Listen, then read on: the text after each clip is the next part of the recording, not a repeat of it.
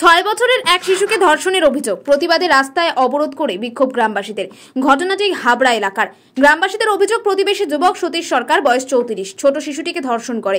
ঘটনার কথা জানাজানি হতে বৃহস্পতিবার সকালে ঘটনাস্থলে আসে হাবড়া থানার পুলিশ। পুলিশের সামনে গ্রামবাসীরা অভিযুক্ত যুবকের নামে অভিযোগ জানাতে গেলে পুলিশ গ্রামবাসীদের সাথে খারাপ ব্যবহার করে, এমনটাই অভিযোগ গ্রামবাসীদের।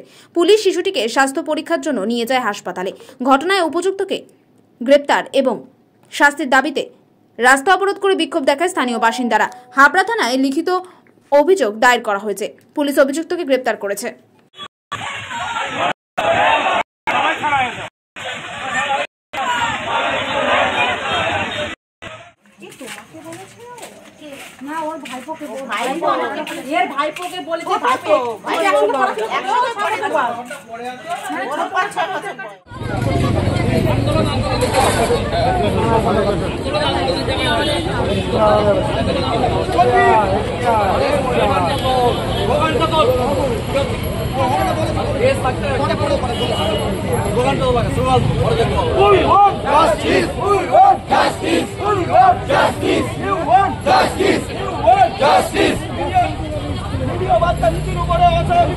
আক্রমণ করা হলো কেন? পুলিশ বলেছে জবাব দাও।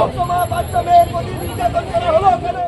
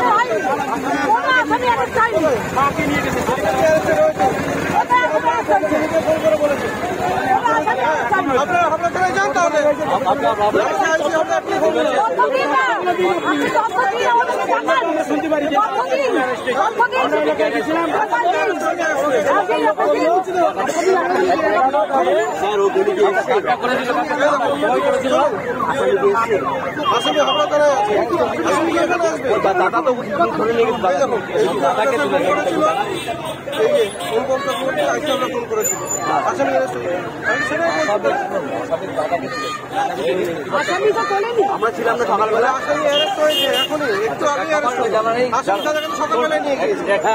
আমাদের একটাই দাবি, আমরা বিচার চাই।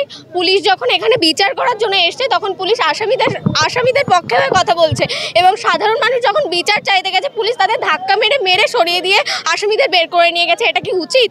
আমরা যেখানে আরজিকর পুরো বিশ্বজুড়ে আমাদের আন্দোলন চলছে সেখানে এরকম একটা সাধারণ শিশুর কেন এরকম হবে? আমরা প্রকৃত বিচার চাই। 6 বছর বাচ্চাটার, আমাদের বাড়ির পাশেরই ঘটনা। হ্যাঁ, আমরা প্রতিবেশী। আমার নাম রিমা রায়। আরে বলো না, বলো। আরে সবাই বলুন, সবাই আসুন, বলো না। আচ্ছা, আগে বলো, আস্তে আস্তে। বাচ্চার বয়স হচ্ছে 7 বছর, 6 বছর।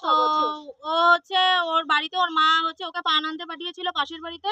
ও পান আনতে গেলে ওই বাড়ির যে ছেলেটা যে ওর সঙ্গে বাজে ব্যবহার করেছে সে ওকে বলেছে যে তুই ঘরে এসে বস, আমি হাত ধুয়ে তোর পানটা দিচ্ছি।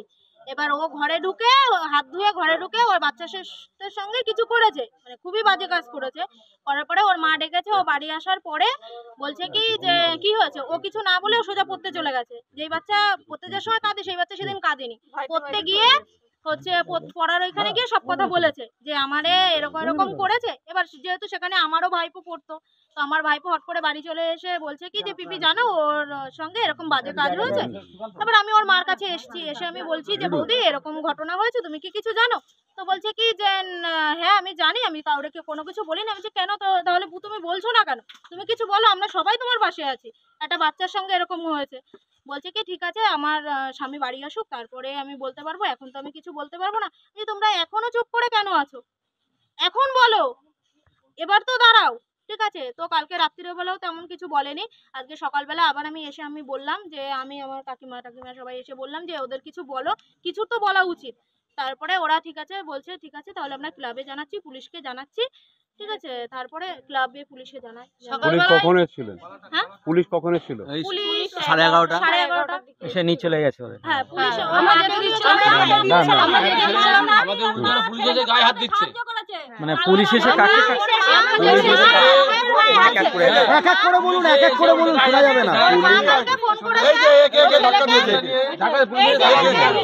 পুলিশ এসে একে ধাক্কা দিয়েছে। যে হচ্ছে তুই এই পাড়ার ভিতর ঢুকিস না, তুই এরকম একটা বাচ্চার সঙ্গে এরকম করেছিস, বাচ্চাটা সবকিছুই বলে দিয়েছে, তুই পাড়ায় ঢুকিস না, তোরা কিন্তু মেরে ফেলবে, ঠিক আছে। তা উনি এই সাহসটা পেলো কি করে? এটা কে বলেছে? এটা ওর মা বলেছে, মানে ছেলেটার মা বলেছে। ছেলেটার নাম কি? অভিযুক্তের নাম কি? ছেলেটার নাম হচ্ছে সতীশ সরকার। এখানে কত বছর আছে? এখানে 10-12 বছরের বেশি আছে, কিন্তু এর আগেও একটা এরকম ছোট একটা 3 বছরের বাচ্চাকে রেপ কেস করে ও এখানে জেল খেটেও এখানে এসেছে। আমরা অনেকবার বলেছি এইখান দিয়ে ওকে বের করে দেওয়া উচিত। পুলিশ কাদেরকে নিয়ে গেছে? পুলিশ কাদেরকে নিয়ে গেছে? পুলিশ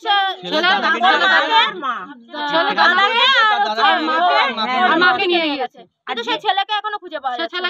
পুলিশ আপনাদের কিছু বলেছে? হ্যাঁ বলে গেল যে আমরা বলেছি যে আপনার নাম? এরকম সীমা মাহিরি, আমরা বলেছি এরকম আমাদের দরকার, সেই ছেলেকে আমাদের হাতে তুলে দেন। তা বলছে ঠিক আছে, আমরা এত লোকের কাছে কথা দিচ্ছি, আমরা তুলে দেবো। কাকে ধরে নিয়ে গেছে পুলিশ? ওর মাকে দিচ্ছিলাম না আমরা। মানে মেয়েটির মাকে না, ছেলেটির মাকে আমরা দিচ্ছিলাম না। আমরা বলছি ছেলেটার মা থাক এখানে, না ছেলে আসবে না, না আমরা মারধর করবো। তা ছেলের মা কান্নাকাটি করছে, আমি বলছি কান্নাকাটি করে লাভ নেই, ছেলেকে দরকার আমাদের এক্ষুনি এনে দাও। তা পুলিশ বললো আমি কথা দিচ্ছি ছেলেকে নিয়ে আসবো, তাই বলে নিয়ে চলে গেল। আপনারা এখন কি চাইছেন?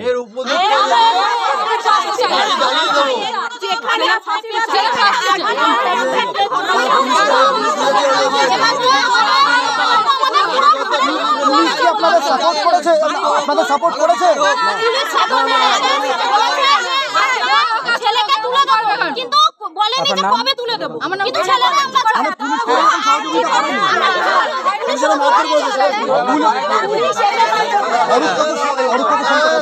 যখন প্রতিবাদ করি তখন এখানে প্রচুর লোকজন হচ্ছে, এক জায়গায় জমা হলাম, শোনার পরে মাথাটা আমার মেয়ে আর এই যে মেয়ের সাথে হয়েছে একসাথে, আমার মেয়েটা পড়াশোনা করে, একসাথে স্কুল থেকে হাত ধরে বাড়ি আসে। তো আমি বাড়িতে শোনার পরে আমি সময় এখানে আসি, আসার পরে এখানে দেখছি সবাই মিলে আমার এক জায়গায় এই বিষয়টা নিয়ে একটা বাড়িতে যাই, বাড়িতে দেখি ছেলেটা নেই, ছেলেটা এখান থেকে মা বার করে দিয়েছে। আমার চিল্লামিল্লি করি, তখন এখানকার লোকাল ফাঁড়ি এখানে আসে, আসার পরে বলি যে হ্যাঁ বাউগাছি ফাঁড়ি এখানে আসে, আসার পরে আমরা বলি, বলার পরে উনি আমাদের বলছি যে এখানে এলাকা ফাঁকা করো, এলাকা শান্ত করো, ঠিক আছে। তা বলতাম না, এখানে ফাঁড়ির যে বড় আছে মনে হয় উনি এসেছিলেন। আসার পরে আমি ওনাকে বললাম, বলার পরে উনি বলছে যে এলাকা ফাঁকা করতে হবে। এলাকা কেন ফাঁকা হবে? এত বড় একটা ঘটনা, আপনি এলাকা ফাঁকা তুলছেন, আমরা ঘর বাড়ি জ্বালিয়ে দেবো। তখন আমাকে গলা ধাক্কা দিয়ে বলছে তুমি কি মুস্তান হয়ে গেছো, মুস্তানি করছো এখানে? আমাকে দুবার করে ধাক্কা দিচ্ছে, বলছে মদ খেয়েছো, এইসব আমাকে বললো। আমি স্যার আপনি গায়ে হাত দিচ্ছেন, এই ঘটনার পর আপনি গায়ে হাত দিচ্ছেন? বলছে হ্যাঁ মুস্তানি করছো এখানে, এরকম আমার সাথে। মেয়েটি কি ধর্ষিত হয়েছে? হ্যাঁ, মেয়েটিকে মুখে আনতে পারছি না, ছোট বাচ্চা কি আনবো? 7 বছর প্লাস বয়স বাচ্চাটা। আমার নাম টিটু রায়। 7 বছর প্লাস বাচ্চাটা, তাকে নিয়ে এই সমস্ত করে তাকে ধরে নিয়ে গেছে। বল উপযুক্ত শাস্তি না হলে